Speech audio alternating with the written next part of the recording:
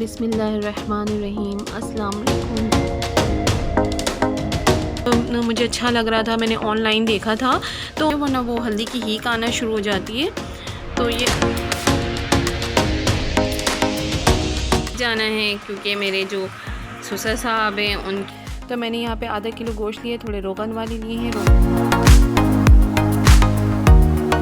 पेशावरी नमकीन गोश्त की रेसिपी। अगर हम ज़्यादा इसको गला लें तो फिर वो आपस में बहुत ज़्यादा चिपकने लगते हैं। आई विश कि आपको कुछ हेल्प हो जाए मेरी इस वीडियो से। कि 3 छोटी इलायची, 2 बादियान के फूल के टुकड़े लिए हैं। ये सारा ख्याल रखिएगा, खुश रहें, दूसरों को खुश रखें। अल्लाह हाफिज़।